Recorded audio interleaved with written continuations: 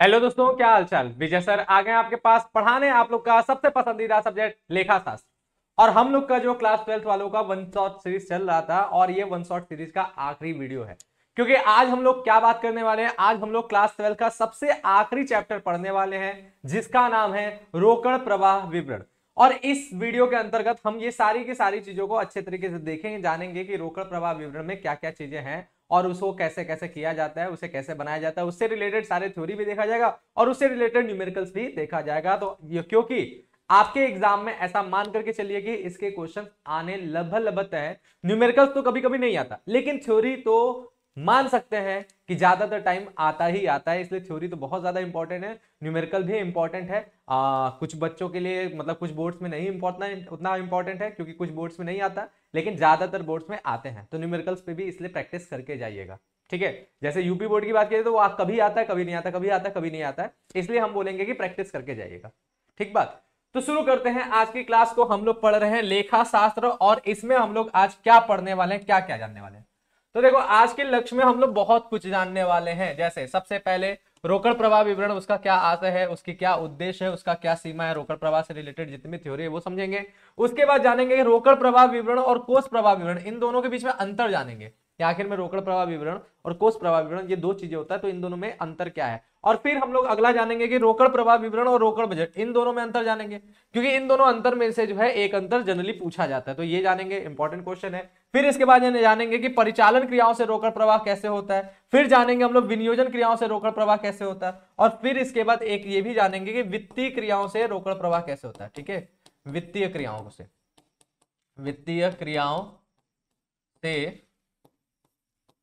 रोकड़ प्रवाह, तो ये तीनों के तीनों हमारा रोकड़ प्रवाह को हम लोग जानेंगे क्योंकि हमारा रोकड़ प्रवाह जो है इस प्रकार से तीन क्रियाओं से होता है। कौन कौन सा? एक परिचालन क्रिया से होता है, दूसरा विनियोजन क्रिया से होता है और तीसरा जो है वित्तीय क्रिया से होता है। तो इन तीनों प्रवाहों को हम लोग जानेंगे और कुल मिला के इन तीनों को जब एक साथ कर लेते हैं तो हमारा पूरा रोकड़ प्रवाह तैयार होता है, ठीक है। तो ये हम लोग जानेंगे।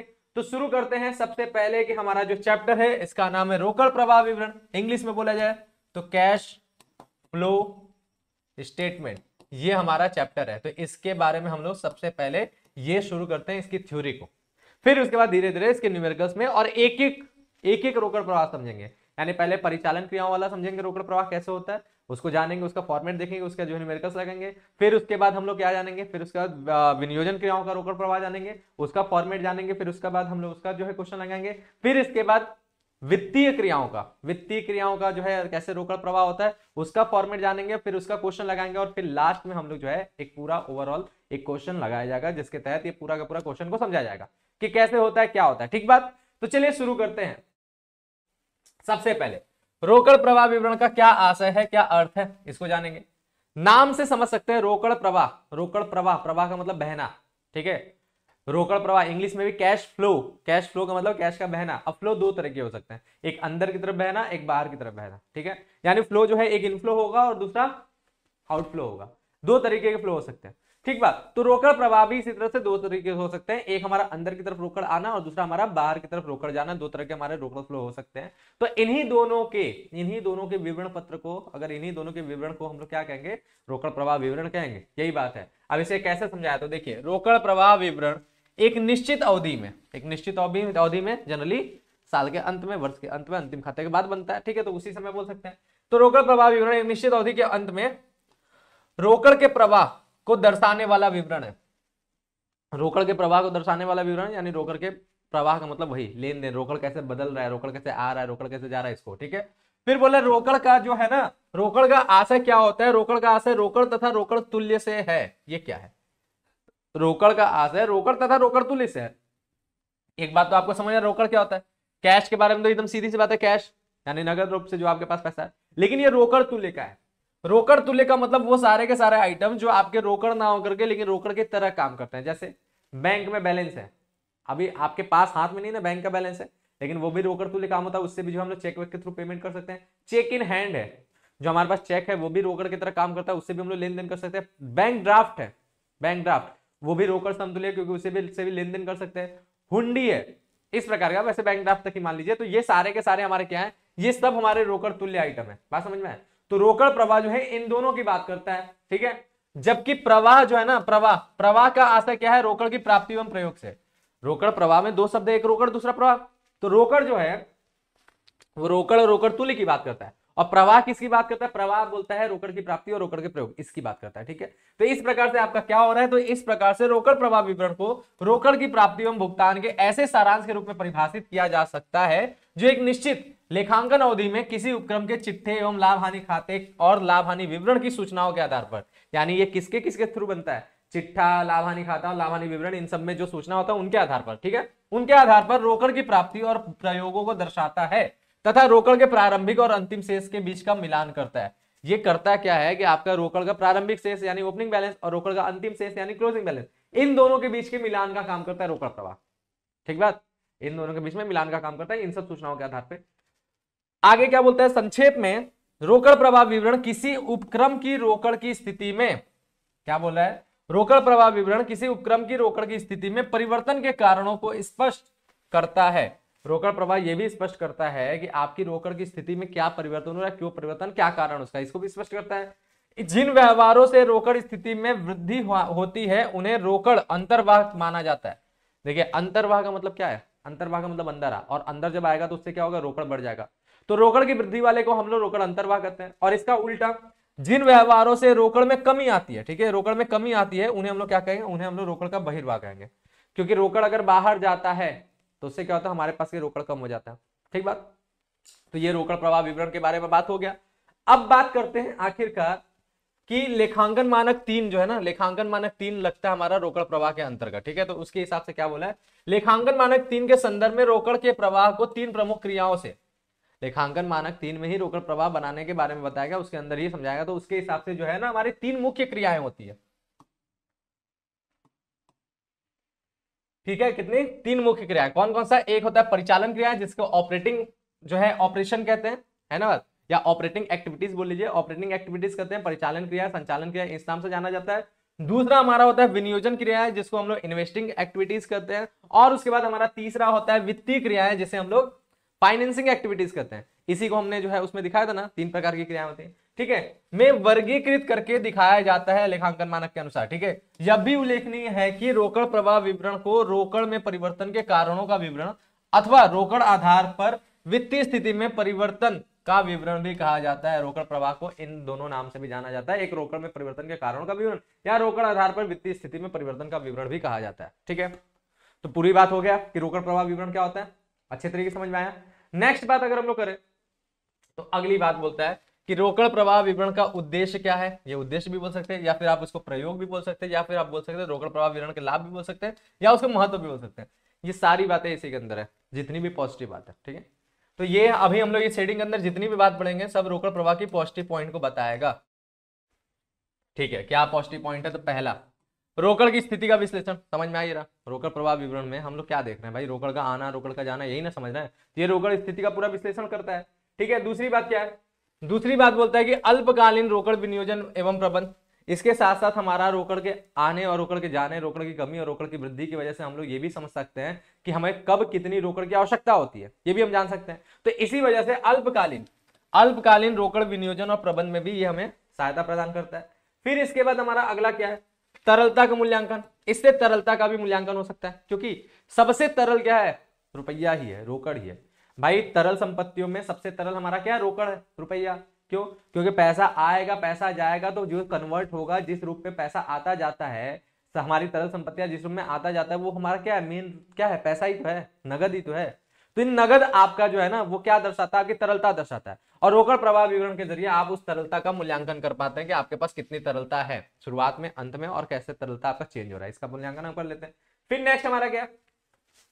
नेक्स्ट है विभिन्न क्रियाओं से रोकड़ प्रवाह का विश्लेषण। इसके साथ साथ रोकड़ प्रवाह विवरण के जरिए आप हर प्रकार की क्रियाएं, जैसे 3 प्रकार की क्रियाओं में वर्गीकृत करके समझा जाता है, तो इन तीनों क्रियाओं के आधार पर आप रोकड़ का विश्लेषण कर पाते हैं, प्रवाह का विश्लेषण कर पाते हैं कि आपका कितना पैसा ऑपरेशन एक्टिविटी से यानी परिचालन क्रियाओं पर कितना पैसा आपका लगा है, यानी कितना पैसा आपका गया और कितना पैसा उससे आपको मिल रहा है, इसका आप अध्ययन कर सकते हैं। विनियोजन क्रियाओं से यानी इन्वेस्टिंग एक्टिविटी से कितना पैसा आपके पास आया है और कितना पैसा आपका गया है, ये आप देख पाएंगे। और फाइनेंसिंग एक्टिविटी से यानी वित्तीय क्रियाओं से आप ये देख पाएंगे कितना पैसा आपके पास आया है और कितना पैसा आपसे गया है, इसके बारे में आप जानकारी ले पाते हैं। तो इसलिए विभिन्न क्रियाओं से रोकड़ प्रवाह का यहाँ पे विश्लेषण हो जाता है। फिर नेक्स्ट हम लोग बात करते हैं तो नेक्स्ट बात हमारा क्या है, परिचालन परिणामों की तुलना। इसके साथ साथ हमारा क्या बोला है, परिचालन जो है परिचालन परिणामों की तुलना भी इसके थ्रू होता है। अब उसमें क्या होता है, तो देखिए कहने का सेंस क्या है, परिचालन परिणाम का मतलब क्या है, परिचालन परिणाम का मतलब होता है हमारा जो ऑपरेशन, जो ऑपरेटिंग एक्टिविटीज होता है ना, जो परिचालन क्रियाएं होती है, उसके तहत हमारा परिणाम, परिणाम का मतलब उसका लाभ, ठीक है। तो ये परिचालन परिणाम का मतलब क्या हो रहा है, परिचालन परिणाम का मतलब हो रहा है ऑपरेटिंग प्रॉफिट। तो इसका भी हम लोग इसके जरिए जो है ना तुलना कर पाते हैं, विश्लेषण कर पाते हैं, क्योंकि इसके जरिए हम लोग जब ऑपरेटिंग एक्टिविटी से जो रोकड़ प्रवाह के ज्ञात करते हैं ना, रोकड़ प्रवाह का अनुमान लगाते हैं, तो उसके जरिए हम लोग ऑपरेटिंग प्रॉफिट तक ही जाते हैं, ठीक है। ऑपरेटिंग प्रॉफिट ही निकालते हैं, ऑपरेटिंग प्रॉफिट तक ही जाते हैं। तो उसके तहत हम लोग का बार बार ऑपरेटिंग प्रॉफिट तक जब हम लोग जाते हैं, तो इसके जरिए हमें क्या मिलता है, इसके जरिए हमें ऑपरेटिंग प्रॉफिट जब मिलता है, तो हमें हर वर्ष के ऑपरेटिंग प्रॉफिट के जरिए हम उसकी तुलना भी कर पाते हैं कि हमारा पिछले साल कैसा था, इस साल कैसा था, ठीक है। तो उसके जरिए हम तुलना करके उसका अच्छे से मूल्यांकन करते हुए हम लोग अपने व्यवहारों को समझ पाते हैं, अपने हम व्यापार को समझ पाते हैं, ठीक है। नेक्स्ट हमारा क्या है, नेक्स्ट बोलता है कि रोकड़ प्रवाह के भावी अनुमानों में सहायक। इसके साथ साथ हम जब कई वर्षों से जब बनाते चल रहे, रोकड़ प्रवाह विवरण करते चल रहे, कई वर्षों से लगातार रोकड़ प्रवाह विवरण बनाते चल रहे, तो इसके जरिए हमें एक बात और पता चलता है, भाई आप किसी भी काम को लगातार करते रहेंगे तो उससे आपको कुछ अनुभव होगा, और जब अनुभव होगा तो उसके हिसाब से आप भविष्य जो है आकलन कर सकेंगे, गणना कर सकेंगे। यहाँ भी वही बात है, यहाँ भी वही बात बोल रहा है कि रोकड़ प्रवाह से आप भावी अनुमान भी अपना लगा पाएंगे, भविष्य में आपका कैसे बिजनेस चलने वाला है, आपको रोकड़ की कितनी आवश्यकता है, कैसे आपका भविष्य में कितना रोकड़ आएगा, कितना रोकड़ जाएगा, इसका आप अनुमान भी लगा पाते हैं, ठीक है। नेक्स्ट हमारा क्या है, नेक्स्ट है नीतियों के निर्धारण में सहायक। किस प्रकार की नीतियां का, आपको जो है कितना लोन लेना है, कितना आपके पास पैसा, देखिए पैसा ही आपका भविष्य का प्लान करने में मदद करता है। आपको ये पता है कि हमारे पास इतना पैसा है, तो उसके हिसाब से आप भविष्य का प्लान कर पाएंगे। आपको ये पता चलेगा हमें इतना पैसा मिल सकता है, उसके हिसाब से भविष्य का प्लान कर पाएंगे।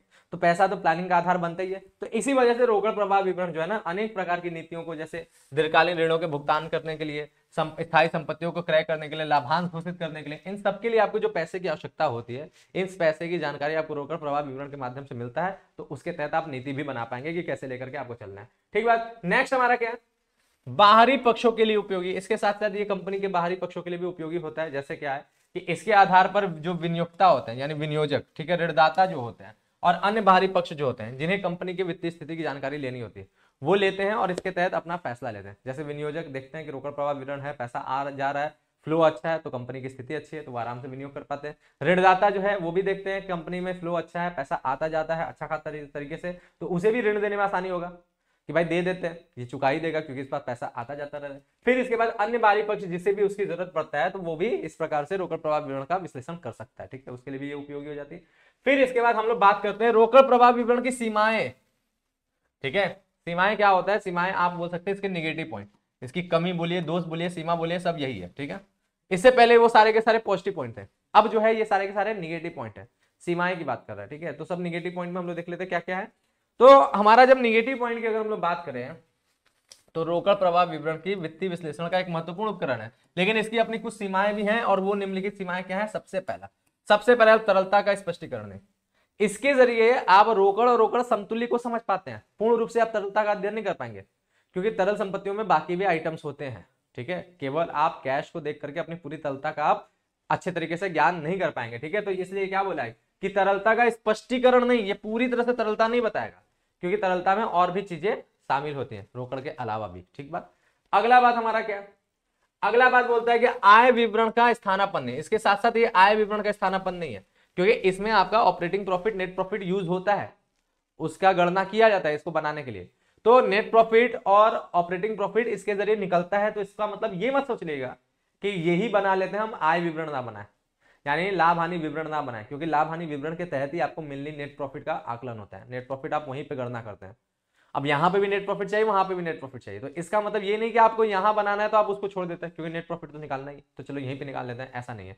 तो वो उसका स्थानापन्न नहीं, बल्कि आय विवरण में बहुत सी चीजों को लिखा जाता है। जैसे आय विवरण में आपको रोकड़ मदों को भी लिखा जाता है और गैर रोकड़ मदों को भी लिखा जाता है, जबकि यहां पर इसमें रोकड़ प्रवाह विवरण में केवल रोकड़ मदों को लिखा जाता है, गैर रोकड़ मदों को नहीं लिखा जाता है। इस वजह से ये क्या है, ये आय विवरण की जगह पे प्रयुक्त होने वाला विवरण नहीं है, ठीक है, उसका स्थानापन्न नहीं है। बात क्लियर है। फिर इसके बाद हमारा क्या, नेक्स्ट हमारा है कि कोष प्रवाह विवरण का स्थानापन्न नहीं है। कोष प्रवाह विवरण का भी ये स्थानापन्न नहीं है, और इसी में आगे आप पढ़ेंगे भी कि कोष प्रवाह विवरण और इसमें अंतर होता है, ठीक है। तो यह विवरण कोष प्रवाह विवरण का प्रतिस्थापित नहीं कर सकता, क्योंकि यह उपक्रम की वित्तीय स्थिति को पूर्णता में नहीं दिखाता है। ये पूर्ण रूप से वित्तीय स्थिति को नहीं बताता, बस केवल तरल संपत्तियों के अध्ययन कराता है। तरल संपत्तियों में केवल रोकड़ का अध्ययन कराता है। तो रोकड़ का अध्ययन करते हैं या पूरी संपत्तियों के बारे में तो जान नहीं पाएंगे, कंपनी के पूरे कोष के बारे में नहीं जान पाएंगे। तो अनेक दशाओं में लेनदारों या व्ययों का भुगतान रोकड़ की स्थिति अच्छी दर्शाई जा सकती है, जबकि वास्तव में कुल वित्तीय स्थिति अच्छी ना हो। ठीक है, हम लोग ऐसे भी कर सकते हैं कि अपना कर्ज में डूबे रहे और पैसा रोक के रहे, तो पैसा तो खूब दिखेगा लेकिन कर्जा भी चढ़ा हुआ है, तो वो हमारी रोकड़ स्थिति अच्छी थोड़ी ना है। इसीलिए कोष प्रवाह विवरण अलग चीज है, ये अलग चीज है। कोष प्रवाह विवरण वास्तव में आपकी सारी संपत्तियां, सारे दायित्वों के बारे में उल्लेख कर देता है, तो वो पूरा आपका रियल मायने में कोष बताता है कि आपके पास क्या है। और रोकड़ प्रवाह विवरण केवल रोकड़ की स्थिति समझाता है। ठीक है, नेक्स्ट हमारा क्या, अब इन दोनों में अंतर आ गया भाई। दोष में हमारे इतनी है, मतलब सीमाएं बोल रहे हैं तो सीमाएं में हमारे 3 सीमाएं। अब हमारा इन दोनों में अंतर देख लेते हैं कि हमारा जो है रोकड़ प्रवाह विवरण और कोष प्रवाह विवरण में अंतर मोस्ट इंपॉर्टेंट है, बहुत ज्यादा इंपॉर्टेंट। अभी तक जितनी थ्योरी है उसमें सबसे ज्यादा इंपॉर्टेंट कोष प्रवाह विवरण और रोकड़ प्रवाह विवरण में अंतर, और साथ ही साथ रोकड़ प्रवाह विवरण और रोकड़ बजट में अंतर। ये दोनों अंतर बहुत ज्यादा इंपॉर्टेंट, बहुत ज्यादा, वो आना लगभग तय मान सकते हैं, ऐसा टाइप का इंपॉर्टेंट है, इसलिए इसको जरूर याद करके जाइए। अंतर को देख लिया जाए। वैसे जनरली हम अंतर नहीं पढ़ाते हैं, अंतर दे देते हैं नोट्स में, आप लोग उसी से याद कर लेते हैं, लेकिन यहाँ पर हम आपको थोड़ा सा समझा देते हैं और अपने अपने किताबों से अंतर पढ़ लीजिएगा। ठीक है, तो यहाँ पे हम रोकड़ प्रवाह विवरण को बताते हैं, यहाँ पे हम कोष प्रवाह विवरण को बताते हैं। देखिए सबसे पहला अंतर है अवधारणा। तो यह रोकड़ और रोकड़ तुल्य पर आधारित होता है, इसमें केवल और रोकड़ तुल्य को लिखा जाता है, जबकि इसमें क्या लिखा जाता है, यह कार्यशील पूंजी पर आधारित होता है। ठीक है, यह कार्यशील पूंजी पर आधारित होता है वर्किंग कैपिटल में। करेंट एसेट्स, करेंट लायबिलिटीज, इन दोनों के बीच में चेंजेस वगैरह जो होता है उसको हम लोग कहते हैं वर्किंग कैपिटल। वर्किंग कैपिटल को लेकर के ये सारा का सारा काम करता है। ठीक है, फिर अगला क्या, लेखांकन। इसमें लेखांकन रोकड़ आधार पर किया जाता है, जबकि इसमें क्या होता है, इसमें रोकड़ आधार पर मतलब इसमें केवल रोकड़ मद लिखा जाता है, गैर रोकड़ मद नहीं लिखा जाता। कोई पैसा आपको भविष्य में मिलना है या किसी पैसा को आपको भविष्य में देना है तो उसको नहीं लिखेंगे इसमें, क्योंकि वो गैर रोकड़ हो गया, जबकि ये उपार्जन है। ठीक है, तो इसमें लेखांकन उपार्जन आधार पर होता है, यानी इसमें जो है समायोजन से संबंधित भी चीजें इसमें लिखा जाता है, यानी भविष्य में मिलने वाला या भविष्य में देने वाली चीजों को भी इसमें उल्लेख किया जाता है। फिर इसके बाद क्या है, रोकड़ शेष। इसमें रोकड़ के प्रारंभिक और अंतिम शेषों को दिखाया जाता है। ठीक है, जबकि इसमें क्या होता है, इसमें कार्यशील पूंजी के विवरण में रोकड़ के प्रारंभिक एवं अंतिम शेषों को दिखाया जाता है। तो कार्यशील पूंजी के रूप में इसमें रोकड़ और रोकड़ के प्रारंभिक और अंतिम शेष दोनों में दिखाया जाता है, लेकिन इसमें direct opening balance, closing balance, इसमें बैलेंस में टोटल किया जाता है, और यहाँ क्या होता है, ये कार्यशील पूंजी के अंदर उसमें दिखाया जाता है। ठीक है, दोनों का लिखने का तरीका अलग है। हालांकि कोष प्रवाह विवरण आपको बनाना नहीं सीखना है ना बात, बस अंतर के तौर पर आपको याद कर लेना, जब बनाना सीखते हैं तो आपको ये बात और अच्छे तरीके से समझ में आता है। ठीक है, नेक्स्ट अवधि। तो रोकड़ प्रवाह विवरण का अल्पकाल के लिए उपयोगी होता है। रोकड़ प्रवाह विवरण आपको बहुत समय के लिए नहीं उपयोगी होता, थोड़े से अल्पकाल के लिए, थोड़े समय के लिए, क्योंकि हमेशा कैश चेंज होता है। जबकि कोष प्रवाह विवरण जो है ना वो दीर्घकाल के लिए होता है। इसका मतलब दीर्घकाल के लिए मतलब क्या है, कोष प्रवाह विवरण इससे ज्यादा दीर्घकालीन है। ठीक है, इससे ज्यादा, क्योंकि उसमें करेंट एसेट, करेंट लायबिलिटीज सारी चीजों को लिखा जाता है ना, तो कार्यशील पूंजी के तौर पर उस विवरण को दर्शाया जाता है। तो कार्यशील पूंजी जो है लंबा अवधि है, इसके से ज्यादा अवधि के लिए असरदायक है। फिर नेक्स्ट हमारा क्या है, कार्यशील पूंजी में परिवर्तन का विवरण। ठीक है, तो इसमें कार्यशील पूंजी में परिवर्तन का विवरण अलग से तैयार नहीं किया जाता है, ऑपरेटिंग एक्टिविटी के अंदर ही इसमें दिखा दिया जाता है, अलग से तैयार नहीं किया जाता, जबकि इसमें अलग से चलता है। इसमें कार्यशील पूंजी में परिवर्तन का विवरण अलग से तैयार किया जाता है। ठीक है, फिर उसके बाद संचालन का कोष। इसमें संचालन से कोष की गणना नहीं की जाती है, संचालन से आपको कितना पैसा है उसके कोष की, मतलब कोष, उसके लिए कोष का कोई अलग से गणना नहीं होता है, जबकि इसमें संचालन से कोष की गणना की जाती है। फिर उसके बाद उपयोगिता। रोकड़ प्रवाह विवरण कोष प्रवाह विवरण से अधिक उपयोगी होता है। ठीक है, रोकड़ प्रवाह विवरण जो है ना कोष प्रवाह विवरण से अधिक उपयोगी होता है, क्योंकि देखिए बैलेंस शीट हमारे पास है, उसके बाद हम लोग रोकड़ प्रवाह विवरण बनाते हैं, अपने आप में ये कंप्लीट हो जाता है। और यहाँ इसलिए इसकी उपयोगिता कम होती है, इसलिए सारी कंपनियां इसको बनाता भी नहीं, और इसीलिए जनरली जो है इसको मेन इंपॉर्टेंट सिलेबस के तौर पर क्लास 12 में रखा भी नहीं गया। ठीक है, तो यही बात है, कोष प्रवाह विवरण की अपेक्षाकृत उपयोगिता कम होती है, इसलिए कम बनता है। फिर क्रियाएं देख लीजिए, तो इसके अंतर्गत परिचालन, विनियोजन तथा वित्तीय क्रियाएं शामिल की जाती है, जबकि इसके अंतर्गत क्या होता है, इसके अंतर्गत कार्यशील पूंजी में परिवर्तन का विवरण, समायोजित लाभ हानि खाता तथा कोष प्रवाह विवरण द्वारा बनाया जाता है। ठीक है, तो इसके अंतर्गत ये सारी की सारी चीजें शामिल की जाती है, जैसे कार्यशील पूंजी में परिवर्तन और उसके साथ साथ जो भी समायोजन होते हैं, लाभ हानि खाता होता है, इन सभी चीजों को इसके अंतर्गत शामिल किया जाता है। ठीक है, तो ये हमारा इनके बीच में अंतर हो गया। अगला दूसरा सबसे महत्वपूर्ण अंतर है रोकड़ प्रवाह विवरण और रोकड़ बजट में अंतर। ठीक है, ये आपका बहुत इंपॉर्टेंट क्वेश्चन अगला है। ठीक है, या तो वो अंतर या तो ये अंतर जनरली आता ही आता है, तो दोनों में से आप जो है अगर याद करके रखेंगे दोनों, तो आपके लिए बहुत अच्छा है, आप जो है अच्छे तरीके से अपने एग्जाम में कर पाएंगे। ठीक है, बढ़िया नंबर निकाल पाएंगे, और ये जो है आपके वेरी शॉर्ट में शॉर्ट में और कभी लॉन्ग में, इस तरीके से आ सकता है। तो इसलिए अच्छे से तैयार होना चाहिए, ठीक है। अब इसकी बात करते हैं तो रोकड़ प्रवाह विवरण और रोकड़ बजट में जो है अंतर के कारण देख लेते हैं क्या क्या अंतर है। पहला हमारा अवधि, तो इसे वार्षिक अवधि आधार पर बनाया जाता है और बजट जो है कभी भी तैयार हो सकता है, ठीक है। तो इसे जो है प्रति माह, तिमाही, छमाही आधार पर बनाया जा सकता है, वार्षिक रूप से भी बनाया जा सकता है, ठीक है। बजट दोनों तरीके से बन सकता है। महत्ता मतलब कौन ज्यादा महत्वपूर्ण है, तो रोकड़ प्रवाह विवरण सभी के लिए महत्वपूर्ण होता है भाई, रोकड़ प्रवाह विवरण बहुत महत्वपूर्ण है। बजट जो है आप चाहो तो बनाओ, चाहो तो ना बनाओ, ठीक है। और इसके महत्व केवल प्रबंध के लिए जरूरी होता है, तो यह केवल प्रबंध के लिए उपयोगी होता है। रोकड़ बजट केवल प्रबंधक बनाता है, प्रबंध के लिए बनाता है, पैसे को कैसे मैनेज करके रखना है इसके लिए बनाया जाता है। लेकिन जब रोकड़ प्रवाह विवरण होता है उसे सारे के सारे जो भी आपके अंतिम खाता या फिर बोल रहे हैं जो भी लेखांकन के पक्षकार हैं वो सभी पक्षकार इसका प्रयोग करते हैं, तो ये ज्यादा महत्वपूर्ण है। फिर इसके बाद आंकड़े, इसे वास्तविक आंकड़ों पर आधार करके बनाया जाता है। रोकड़ प्रवाह विवरण जो है ना वो तब बनता है जो वास्तविक आंकड़ों पर बनता है, यानी जो वास्तव में घटित हो चुके हैं उनके हिसाब से, कहां से पैसा आया कहां से पैसा गया, जो वास्तव में हो चुके हैं उसको लेकर के बनता है। जबकि ये अनुमानित आंकड़े होते हैं, बजट हमेशा अनुमानित होता है, ठीक है। इसे अनुमानित आंकड़ों के आधार पर बनाया जाता है, तो बजट हमेशा अनुमानित होता है इसलिए ये भी अनुमानित आंकड़ों पर बनता है। विश्लेषण की बात किया जाए तो इसमें भूतकालीन परिवर्तनों का विश्लेषण होता है। इसमें जो विश्लेषण होता है भूतकालीन, क्यों? क्योंकि जो चीजें हो गया उसको इसमें लिखा गया ना, तो इसमें जो विश्लेषण होगा भूतकालीन होगा। जबकि यहां पर क्या होगा, इसमें भविष्य में होने वाले परिवर्तनों का अनुमान लगाया जाता है, क्योंकि इसमें अनुमानित आंकड़े होते हैं, भविष्य का अनुमान लगा के इसमें रखा जाता है। तो जाहिर सी बात है इसमें जो भी हमारा अनुमान लगाया जा रहा है, जो भी हमारा आकलन किया जा रहा है वो सब भविष्य के लिए आधार पर किया जा रहा है, ठीक है। और फिर हमारा तैयार करने का आधार, वर्ष में प्रारंभ तथा अंत का चिट्ठा तथा लाभ हानि खातों के आंकड़ों के आधार पर बनाया जाता है। ये कैसे बनता है, तो चिट्ठा और लाभ हानि खातों के जो भी आंकड़े हैं उनके आधार पर इसको बनाया जाता है। जबकि ये कैसे होता है, इसमें भूतकालीन आंकड़ों, भविष्य की संभावना तथा मौसमी घटकों को ध्यान में रखकर बनाया जाता है। रोकड़ बजट जो है उनको आधार है क्या, पहले भूतकाल में क्या क्या आंकड़े हैं उनको लिया जाता है, भविष्य में कौन कौन सी संभावनाएं क्या क्या चीजें हो सकता है उसको लिया जाता है, जैसे प्लान कि आपको कैसा क्या करना है, कहाँ पे कितना पैसा लगाना उसके हिसाब से। और उसके साथ साथ जो है मौसमी घटक को भी ध्यान रखा जाता है कि मौसम का परिवर्तन किस प्रकार से हमारे व्यापार पे होगा, हमारे रोकड़ के ऊपर होगा, उसको भी ध्यान रख करके इसको बनाया जाता है, ठीक है। तो ये हो गया रोकड़ प्रवाह विवरण और साथ ही साथ हमारे रोकड़ बजट में भी अंतर, ठीक है। यहां तक बातें समझ में आएगा। इसके बाद हमारा जो है ना वो है क्या, उसके बाद है परिचालन क्रियाओं से रोकड़ प्रवाह। मतलब अब हम लोग जो है इसके बाद क्या सीखने वाले हैं, इसके बाद हम लोग समझने वाले हैं रोकड़ प्रवाह विवरण बनाना, ठीक है। हम लोग क्या सीखने वाले हैं, रोकड़ प्रवाह विवरण तैयार करना। अब हम लोग आगे ये सीखने वाले हैं कि रोकड़ प्रवाह विवरण कैसे बनता है, ठीक है, ये हम लोग को जानना है। अब जब रोकड़ प्रवाह विवरण तैयार करना हम लोग सीखेंगे तो हमें पता है कि जो भी हमारी क्रियाएं हैं वो 3 प्रकार की है। रोकड़ प्रवाह विवरण तैयार करने के लिए हमारे पास जो भी क्रियाएं वो कैसे है, वो 3 प्रकार की है, ठीक है। 3 प्रकार की, कौन कौन सा, एक है परिचालन क्रिया, यानी परिचालन भी बोल सकते हैं और संचालन भी बोल सकते हैं, ठीक है। एक इस प्रकार की क्रियाएं हैं, परिचालन या संचालन क्रियाएं। बात क्लियर है। तो सबसे पहला हम लोग इसी के आधार पर सीखेंगे कि परिचालन और संचालन क्रियाओं का कैसे रोकड़ प्रवाह विवरण तैयार होगा, ठीक है। दूसरा हमारा होता है क्या, विनियोजन क्रियाएं।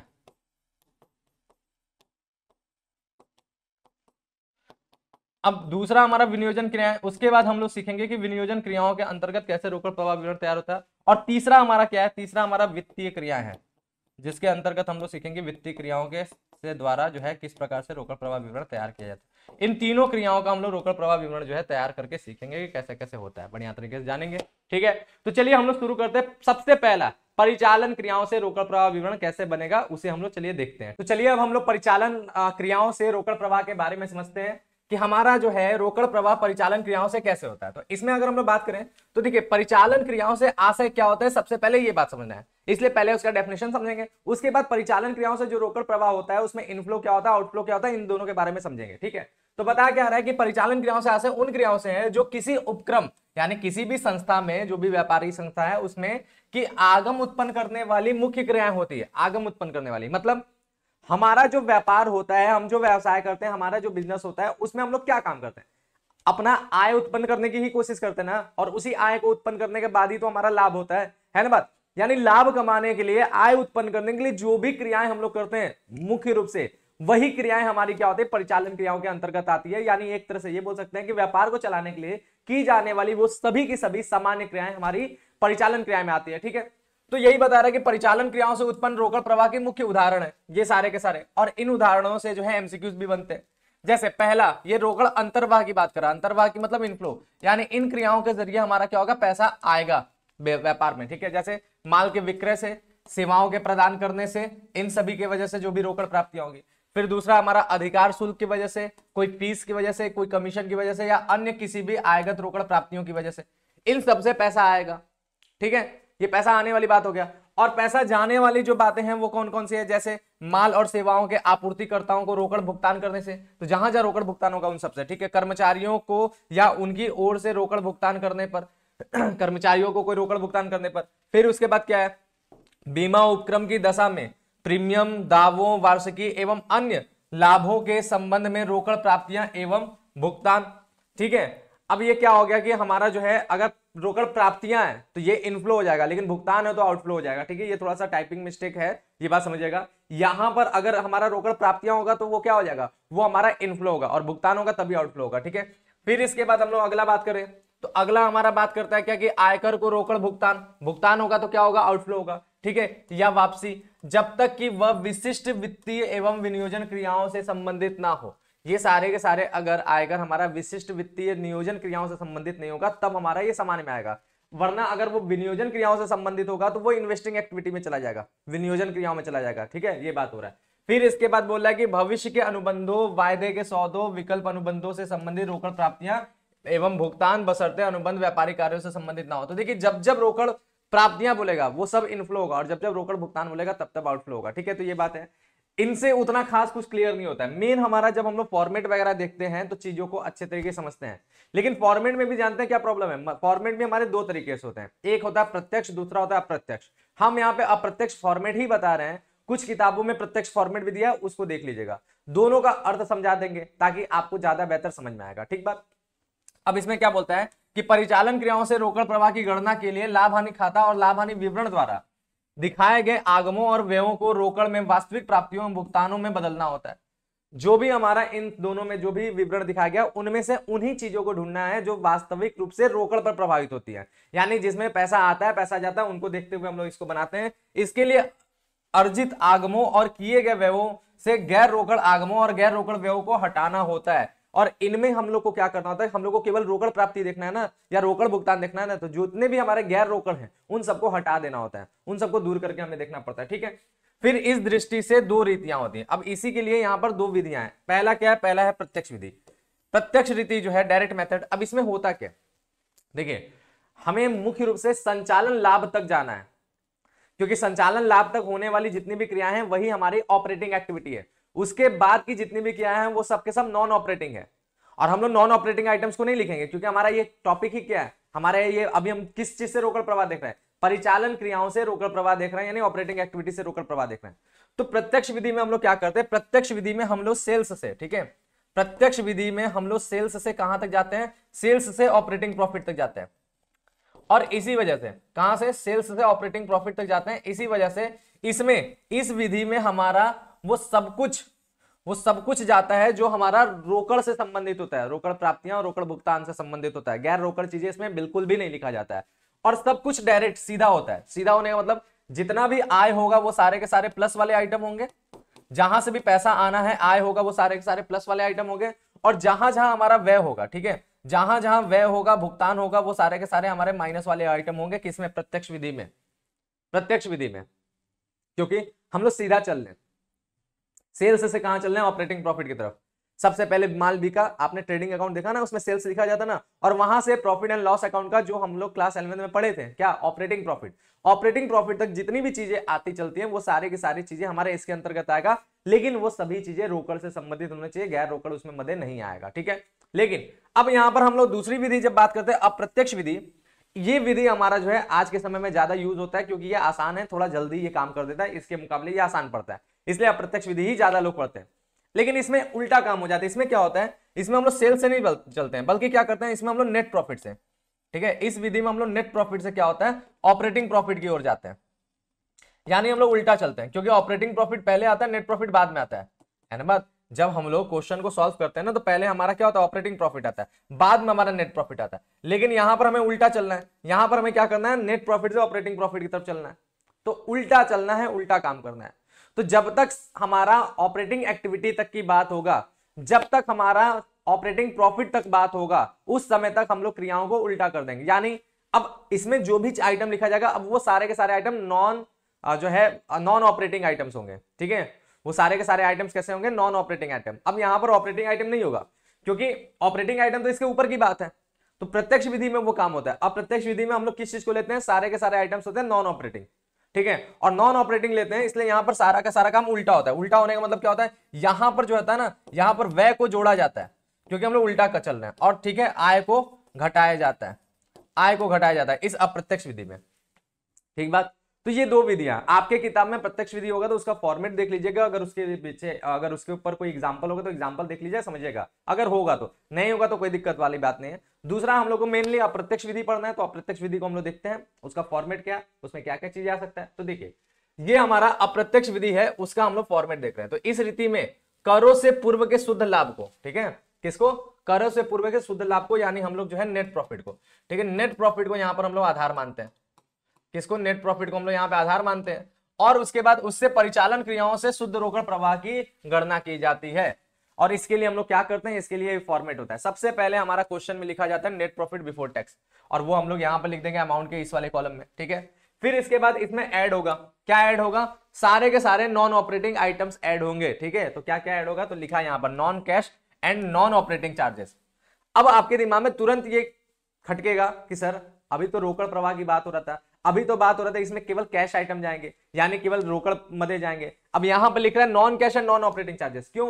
क्योंकि हम लोग उल्टा चल रहे हैं ना, हम लोग ऑपरेटिंग प्रॉफिट तक नहीं हम लोग जो है ऊपर से ऑपरेटिंग प्रॉफिट तक नहीं आ रहे, बल्कि नीचे से ऑपरेटिंग प्रॉफिट तक जा रहे हैं। तो इसलिए उल्टा चलेगा, तो यहाँ पे नॉन कैश आइटम भी जुड़ जाएगा और यहाँ पर नॉन ऑपरेटिंग आइटम्स भी जुड़ेगा, ठीक है। और केवल वही जुड़ेगा, ऑपरेटिंग नहीं जोड़ना है, यहां पर ऑपरेटिंग नहीं जोड़ना है, क्योंकि हम लोग ऊपर से नीचे नहीं, नीचे से ऊपर जा रहे हैं, ठीक है। ये बात है। और जो क्लास 11 में पढ़ा होगा उनको ये बात समझ में आ रहा होगा इस चीज को। और क्लास 11 में जो नहीं पढ़े, आपको यही करना पड़ेगा कि आपको ज्यादा ज्यादा याद करना पड़ेगा, याद करके समझेंगे, और जितना ज्यादा प्रैक्टिस करेंगे उतना ज्यादा आपको ये बात समझ में आएगा, ठीक है। बात समझे?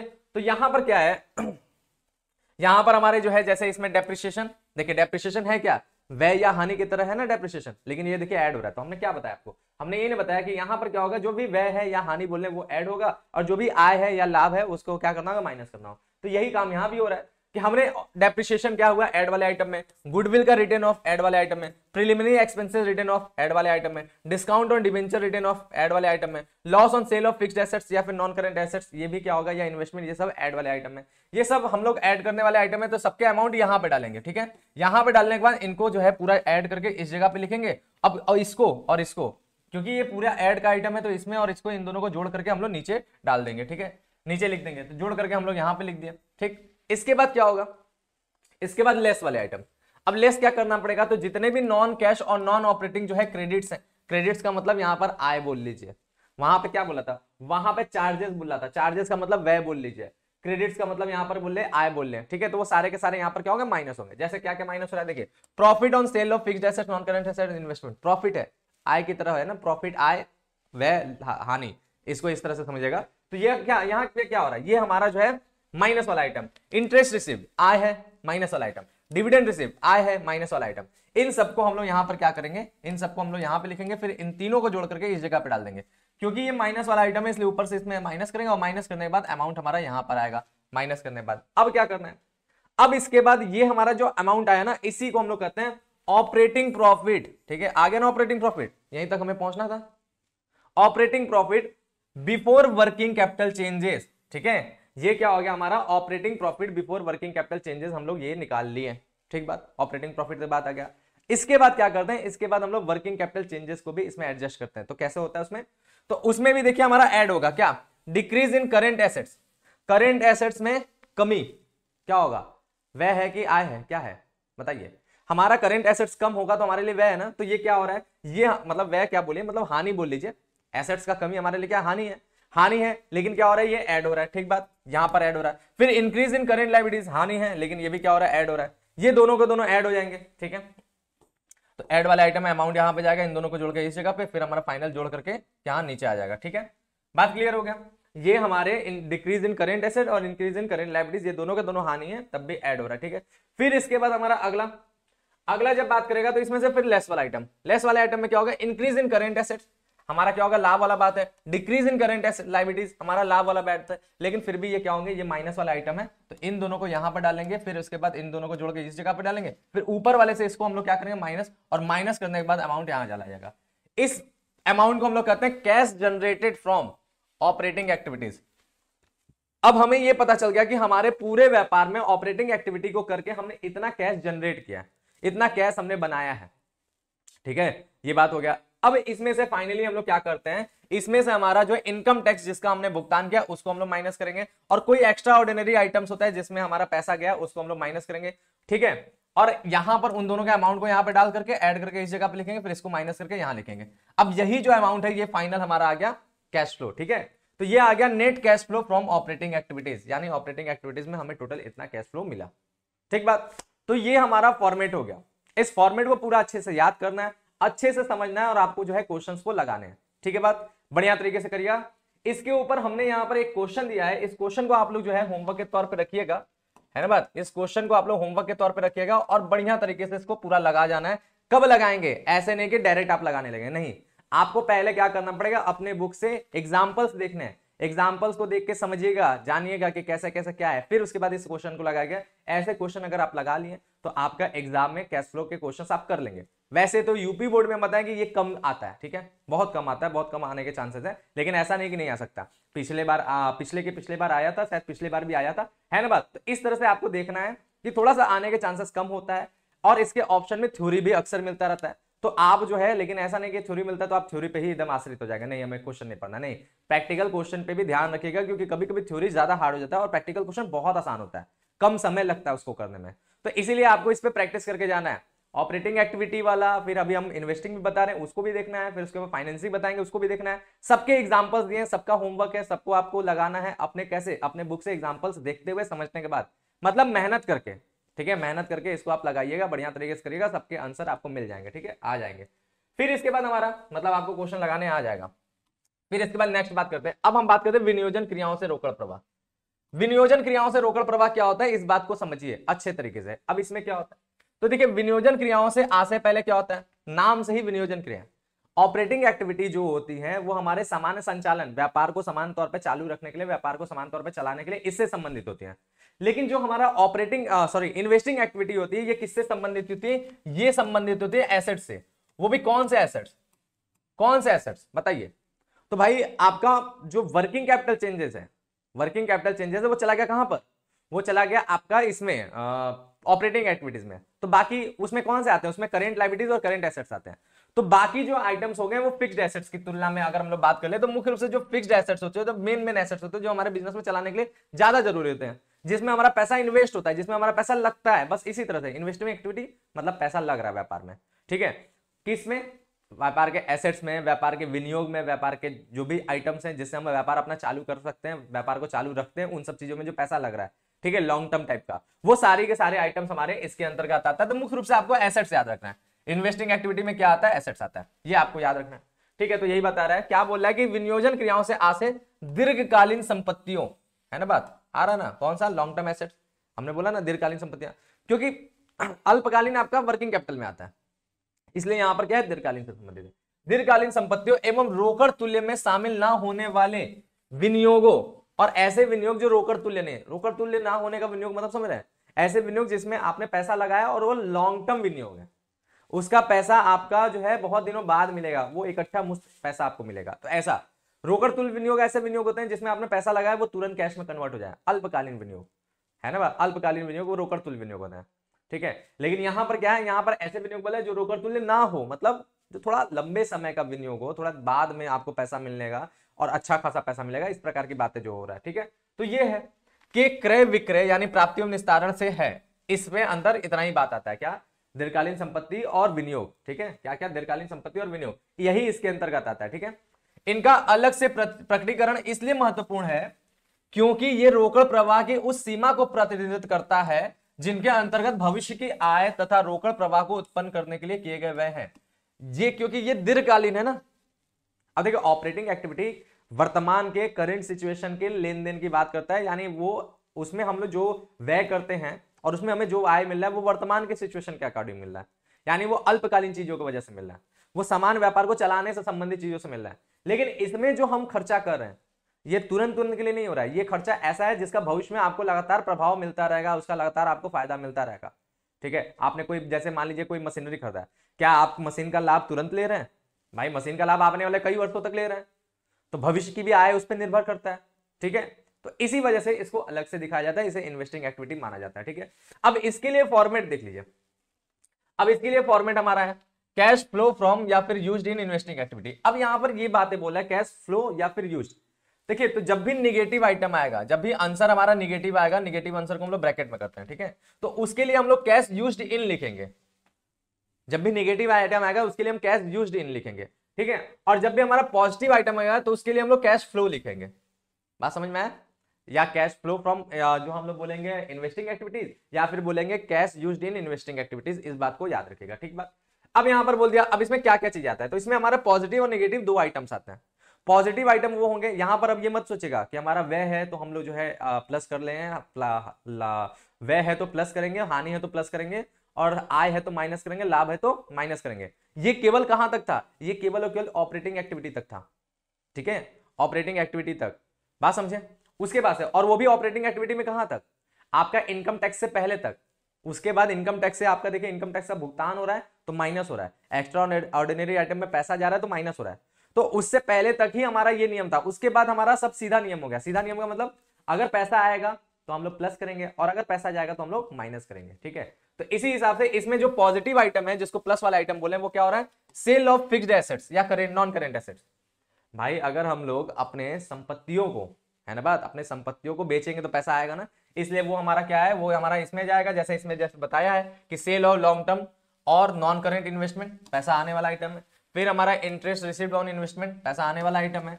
फिर इसके बाद डिविडेंड रिसीव्ड, पैसा आने वाला आइटम है। फिर इसके बाद रेंट फ्रॉम प्रॉपर्टी लेआउट, यहाँ पे लेआउट होगा, प्रॉपर्टी लेआउट, पैसा आने वाला है। फिर यहाँ पर क्या है? Insurance claims recovered from loss on fixed asset, पैसा आने वाला आइटम। ये सब पैसा आने वाले आइटम तो पॉजिटिव आइटम है। अब लेस, अब इसमें क्या क्या जाने वाला है? ये सब हमारे भुगतान वाले संबंधित है, परचेस के लिए। ठीक है, इसको भी लिख देते हैं यार, ये भी पैसा आने वाला आइटम है।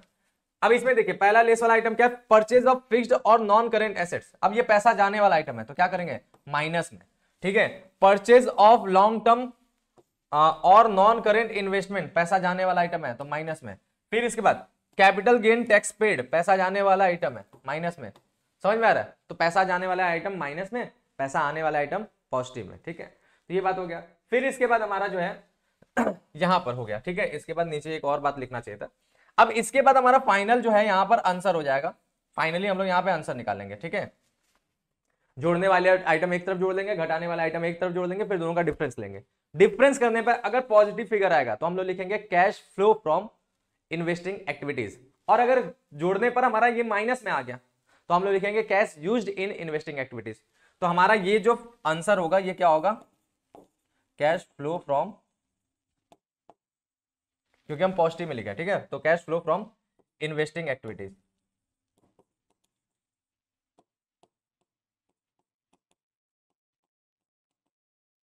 तो ये हो गया हमारा। ठीक है, फिर इसके बाद ये नीचे बंद हो जाएगा। बात क्लियर है? तो ये हमारा इसके अंदर आ गया कौन सा?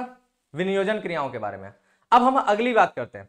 अब हमारा देखिए इसके ऊपर भी हमने आपके लिए क्या रखा है? एक होमवर्क रखा है। तो इस होमवर्क को भी आप लोग देखिएगा, छोटा सा होमवर्क है, आप आराम से इसको कर लेंगे। अपने किताब के पहले कुछ एग्जाम्पल्स देख लीजिएगा, 1 2 3 4 एग्जाम्पल्स देख लीजिएगा, उसके बाद इसको लगाइएगा, आपके लिए बहुत आसान होगा। और यही छोटे छोटे एग्जाम्पल से ही आपका ये तैयार होगा। डायरेक्ट आप लॉन्ग क्वेश्चन मत लगाइएगा, पहले एक एक एक्टिविटीज के 2 3 एग्जांपल्स को देखिएगा, लगाइएगा, सॉल्व कीजिएगा, फिर हमारे जो होमवर्क है उसको सॉल्व कीजिएगा, फिर जाके आप लॉन्ग क्वेश्चन की तरफ आइएगा, उसके एग्जांपल्स देखिएगा, उसको भी समझिएगा, और फिर जाके आप जो है लॉन्ग क्वेश्चन को लगाइएगा, तो ऑटोमेटिकली आपको सारी बातें समझ में आने लगेगा। ठीक है बात। अब नेक्स्ट बात देखिए, नेक्स्ट हमारा क्या है? वित्तीय क्रियाओं से रोकड़ प्रवाह। अब ये कौन सी क्रियाएं? वित्तीय क्रियाएं, इनसे रोकड़ प्रवाह की बात कर रहा है। तो इसमें क्या आता है? देखिए ऑपरेटिंग एक्टिविटीज में बिजनेस के समान संचालन से संबंधित, इन्वेस्टिंग एक्टिविटीज में स्थायी संपत्ति, स्थायी विनियोग से संबंधित, और हमारा जो वित्तीय क्रिया है इसके अंतर्गत हमारा किससे आएगा? इसके अंदर हमारा लोन बोल लीजिए, वही कौन सा लोन? लॉन्ग टर्म लोन की बात कर रहा है। ठीक है, लोन और किससे संबंधित? और आपका कैपिटल, इससे संबंधित। तो ऋण और पूंजी से संबंधित चीजें जाएगा, जिसको हम लोग इस तरह भी कह सकते हैं कि हम लोग लोन को तो हम लोग क्या बोलते हैं? लोन को लोन ही बोलेंगे। ठीक है, और इसको कैपिटल को हम लोग इक्विटी भी बोल सकते हैं। यानी और ये दोनों के दोनों क्या है, ये दोनों के दोनों आपको समझना है, ये दोनों के दोनों लॉन्ग टर्म चीजें हैं, ये भी आपको याद रखेगा, ये भी लॉन्ग टर्म है ना बात, लॉन्ग टर्म है। क्योंकि शॉर्ट टर्म की बात किया जाए तो शॉर्ट टर्म लोन आपका किस में आ जाएगा, करेंट लायबिलिटीज में आ जाएगा।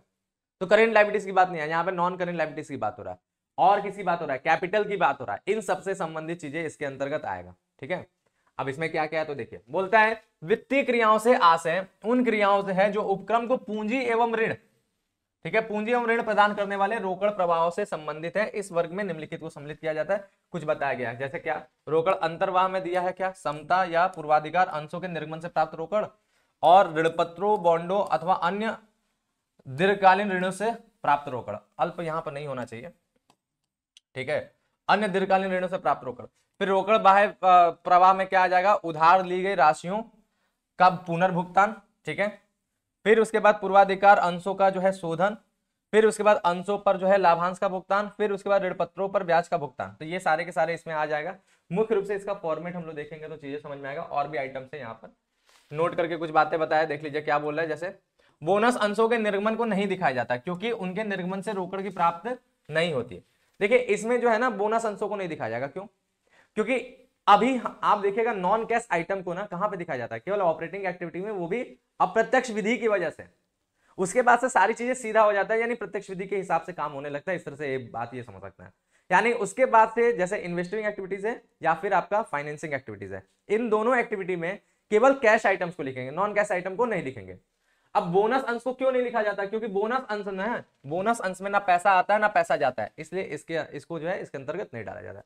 दूसरी बात क्या बोल रहा है कि यदि अंश प्रीमियम पर निर्गमित हो तो प्राप्त राशि में प्रीमियम सहित राशि दिखाई जाएगी। यदि इस प्रकार यदि अंश ऋणपत्र या बट्टे पर निर्गमित हो तो बट्टा काटकर शुद्ध राशि ही दिखाई जाएगी। क्यों, क्योंकि हमें मुख्य रूप से ये बात पता करना है कि कितना पैसा आया कितना पैसा गया। तो प्रीमियम भी तो पैसा मिल रहा है, इसलिए प्रीमियम जोड़ करके दिखाया जाएगा, और कटौती हमारा घटा करके दिखाया जाएगा, क्योंकि हमें वो फाइनल चीजें जानना है। फिर लेखांकन प्रामाप 3 में क्या बोला है कि अल्पकालीन उधार ली गई राशियों में बैंक अधिविकर्ष एवं नगद साख शामिल है। संक्षेप में वित्तीय क्रियाओं से रोकड़ प्रवाह की गणना निम्न प्रकार में रखा जाता है। अब मुख्य रूप से हमें फॉर्मेट देख लेना है, ये फॉर्मेट देख लीजिए, इस फॉर्मेट से ही आपको पूरी बातें क्लियर हो जाएगा। और जितना फॉर्मेट में बात है ना, मेन फॉर्मेट याद कर लीजिएगा। आपका जो फॉर्मेट की जो बात है ना, वही आपको जो है याद रखना है, क्योंकि उसी के हिसाब से क्वेश्चन सॉल्व होगा, और उतना ही चीजें आपके सिलेबस के अंदर जो है आपको क्वेश्चन में बार बार मिलता रहेगा, उससे हटके कुछ ज्यादा मिलने वाला नहीं। ठीक है, तो यहां भी बोल रहे हैं कैश फ्लो फ्रॉम या फिर used in financing activities. Used in कब होगा, हमने क्या बोला था, जब भी निगेटिव आइटम होगा तो यूज्ड इन लगाना है। और निगेटिव आइटम कैसे होगा, निगेटिव आंसर कैसे आएगा, ब्रैकेट में, जो ब्रैकेट में होगा वही निगेटिव होगा। ठीक है, तो उसके लिए यूज्ड इन लगाना है, और पॉजिटिव है तो कैश फ्लो लगाना है। अब इसमें ऐड वाला आइटम क्या है, तो ऐड वाले आइटम वही होंगे जहां से आपके पास पैसा आएगा। जैसे जैसे इशूड ऑफ शेयर कैपिटल, यानी अंशों के निर्गमन से आपको जो पैसा प्राप्त होगा। अब अंश दो प्रकार के होते हैं, इक्विटी शेयर, प्रेफरेंस शेयर। तो इक्विटी शेयर को भी निर्गमित करेंगे पैसा आएगा, प्रेफरेंस शेयर को भी निर्गमित करेंगे पैसा आएगा। तो जब भी अंशों का निर्गमन होगा तो आपको इसके अंदर लिखना है। दूसरी बात क्या है, proceeds from issue of debenture और लॉन्ग टर्म बोरविंग्स और शॉर्ट टर्म बोरविंग्स। यार इसमें शॉर्ट टर्म भी डाला हुआ है। तो देखिए यहां पर क्या है, अब इसमें आपको यह बात देखना है कि इसके अंतर्गत आपको डालना पड़ेगा क्या, कि इशूड ऑफ डिवेंचर्स। अब देखिए ऊपर तो हमने कैपिटल की बात किया, नीचे अब ऋण की बात हो रहा है। ऋण के लिए आपने जो भी प्रक्रिया अपनाया, जैसे ऋण के लिए आपने डिवेंचर को इशू किया, तो डिवेंचर इशू होगा तो कंपनी को ऋण मिलता है, तो वो भी हमारा पैसा आ रहा है, तो वो भी हमारा यहां पे जाएगा। अगर आपने कोई दूसरा कोई लॉन्ग टर्म बोरोविंग लिया है, कोई लंबा उधार लिया, स्थायी उधार लिया, तो वो डालेंगे। अब यहाँ पे शॉर्ट टर्म बोरोविंग भी दिया है, तो शॉर्ट टर्म बोरोविंग्स अगर आपने लिया है तो उसको भी हम लोग डालेंगे। लेकिन मुख्य तौर पे इसमें यही याद रखना है कि शॉर्ट टर्म बोरोविंग्स आपको जनरली नहीं मिलेगा, क्योंकि वो करेंट लायबिलिटीज का हिस्सा हो जाता है। ठीक है, तो जनरली आपको नहीं मिलेगा, आपको जो है अक्सर इसमें क्या करना है, लॉन्ग टर्म बोरोविंग्स को ही शामिल करना है। ठीक है, फिर नेक्स्ट क्या है, फिर लेस की बात करें। ये हमारे पैसा आने वाले दो आइटम हो गए। पैसा आने के दो तरीके, क्या क्या तरीका है, पहला तरीका ये है कि आप शेयर कैपिटल निकाल करके पैसा पाएं। दूसरा तरीका यह है कि आप डिवेंचर निकाल करके पैसा पाएं। तीसरा तरीका यह है कि आपने जो है ना ऋण लेकर के, स्थायी ऋण लेकर के पैसा पाएं। पैसा गया किसकी वजह से, तो पैसा गया रिडम्पशन ऑफ प्रेफरेंस शेयर, यानी आप अंशों का भुगतान कर दिए तो पैसा गया। अंशों का भुगतान, अंश का भुगतान, कौन से अंश का भुगतान है, केवल शोधनीय पूर्वाधिकार अंशों का भुगतान होता है, तो उसका उसमें भुगतान करने में पैसा जाता है, तो वो हो गया। इसके साथ साथ आपने क्या है, लोन का भी भुगतान करते हैं, डिवेंचर का भी भुगतान करते हैं। तो रीपेमेंट ऑफ डिवेंचर या लॉन्ग टर्म बोरोविंग्स या शॉर्ट टर्म बोरोविंग्स, अगर आपने जो है लोन का भुगतान किया है, उस लोन में आप डिवेंचर का भुगतान किए हो या फिर अपने किसी लॉन्ग टर्म या शॉर्ट टर्म बोरोविंग्स का भुगतान किए हो, वहां भी पैसा जाएगा, तो ये भी नेगेटिव आइटम हो गया। फिर इसके बाद हमारा क्या होगा, इसके अलावा आपने जो है इंटरेस्ट ऑन डिबेंचर, डिबेंचर आपने लिया तो उस पर ब्याज देना पड़ता है ना, ऋण लेते हैं जैसे ब्याज देते हैं उसी तरह, तो डिबेंचर पे ब्याज दिया है, या किसी लॉन्ग टर्म बोरिंग पे ब्याज दिया है, या किसी शॉर्ट टर्म बोरिंग्स पे ब्याज दिया है, इन सब पे अगर ब्याज आपने दिया तो इसको आप इंटरेस्ट पेड भी केवल बोल सकते हैं। तो वो आपका क्या होगा, वो पैसा जा रहा है, इंटरेस्ट पेड का भी यहां पर अमाउंट जाएगा। फिर इसके बाद हमारा क्या है, डिविडेंड ऑन शेयर, आपने जो है अंश जो है निकाला है, तो अंशों पे क्या होगा, लाभांश देना पड़ता है, तो लाभांश का भुगतान भी आप करेंगे तो यहां पर जाएगा। ठीक है, तो यानी ये क्या है, ये इंटरेस्ट पेड है, ये डिविडेंड पेड है, तो इनको भी इसके अंतर्गत हम लोग डालेंगे। और फिर क्या नोट करके एक बात बोला है क्या, कि अल्पकालीन ऋणों में बैंक अधिविकर्ष एवं नगद साख सम्मिलित है। तो ये बात बार बार याद रखिएगा कि जो भी अल्पकालीन ऋण बार बार बोल रहा है उसमें बैंक अधिविकर्ष और नगद साख दोनों को इसमें शामिल किया जाएगा।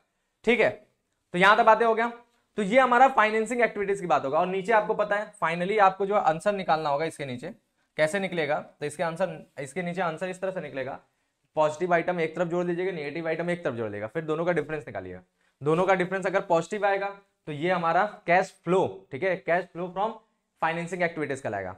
और दोनों का आंसर अगर निगेटिव आएगा तो क्या कहलाएगा, cash used in financing activities कहलाएगा। इस तरीके से हमारा ये बातें जाएगा। ठीक बात।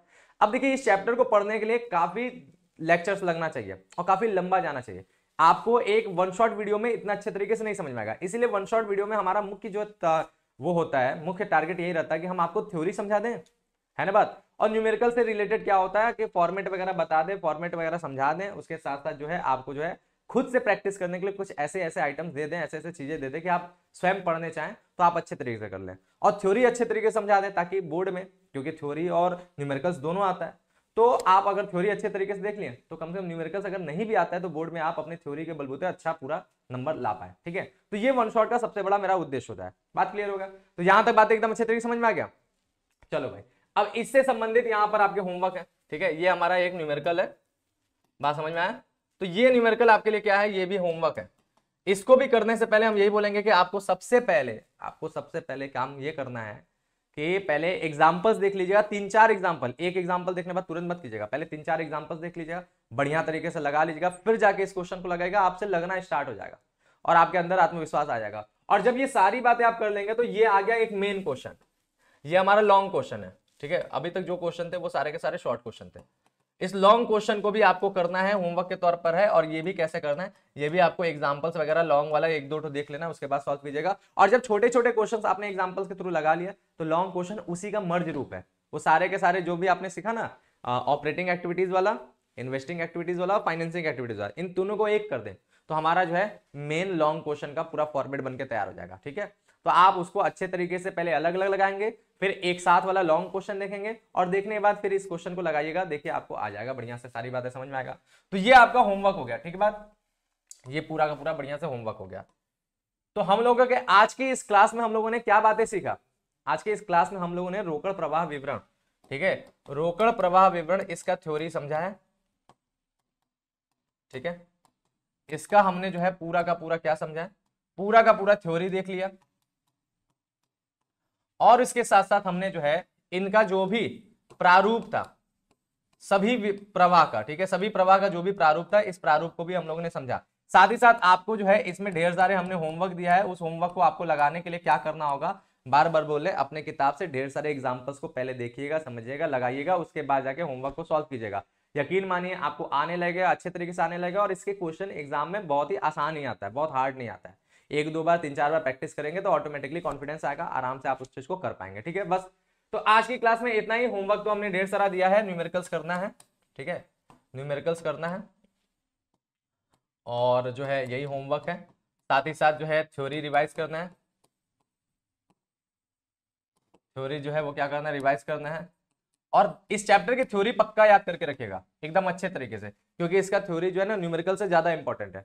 न्यूमेरिकल भले ही पूछे या ना पूछे, लेकिन थ्योरी जो है ज्यादातर टाइम पूछा ही जाता है, निश्चित तौर पे पूछा जाता है, तो इसलिए थ्योरी तो बढ़िया से याद रहना ही चाहिए। ठीक है, तो चलिए बस आज की क्लास को यहीं पे करते हैं हम लोग समाप्त। मिलेंगे हम लोग फिर अगले किसी नए वीडियो के साथ, नए क्लास के साथ, तब तक के लिए थैंक यू, बाय, जय हिंद।